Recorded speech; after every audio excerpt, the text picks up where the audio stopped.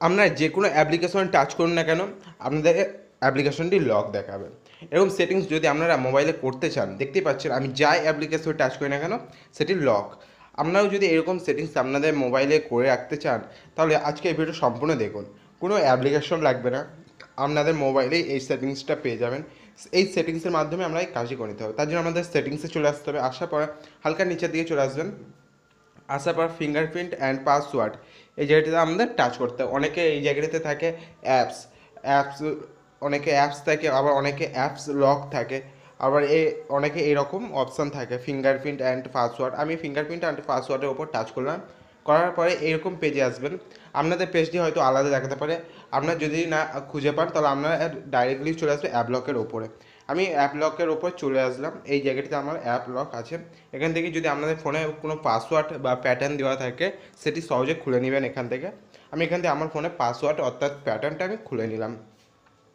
খুলে নেওয়ার পরে আমি আপনাদের দেখিয়ে দিচ্ছি আমি কিছু অ্যাপ লক করে রেখেছিলাম আগে থেকে আপনাদের দেখানোর জন্য। আমার এখান থেকে দেখতে পাচ্ছেন ক্রোম লক করা আছে, আরও নিচের দিকে কয়েক করা অ্যাপ্লিকেশন লক করা আছে, অর্থাৎ অ্যাপ লক করা আছে। Phone lock, WhatsApp lock, YouTube lock, এগুলো লক করা ছিল। আমি এখন এগুলোকে আমি আপনার দেখাচ্ছি, এগুলোকে আনলক করে নিয়েছি। দেখতে পাচ্ছেন আমি আনলক করে নিয়েছি এগুলোকে সবগুলোকে। আমি যে কোনো অ্যাপে টাচ করি না কেন সেগুলো আবারও আনলক হয়ে আছে।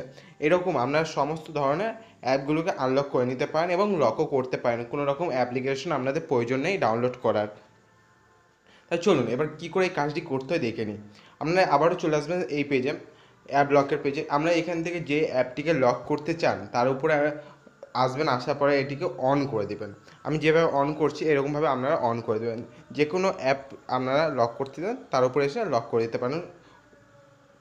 তার কিছুক্ষণ পর দেখবে সেই অ্যাপগুলো লক হয়ে গিয়েছে। আপনাদের পাসওয়ার্ড মানে আমরা যে পাসওয়ার্ডটা সিলেক্ট করেছেন সেই পাসওয়ার্ডটা দিয়েই আপনাদের লকটিকে আনলক করতে হবে। আমি ধরুন এইগুলোকে লক করে নিলাম, করে নিয়ে আমি আপনাদের দেখানোর জন্য চলে আসলাম স্ক্রিনে আসার পর আমি কলেতে আসলাম। আসার পর দেখতে পাচ্ছেন লক দেখাচ্ছে।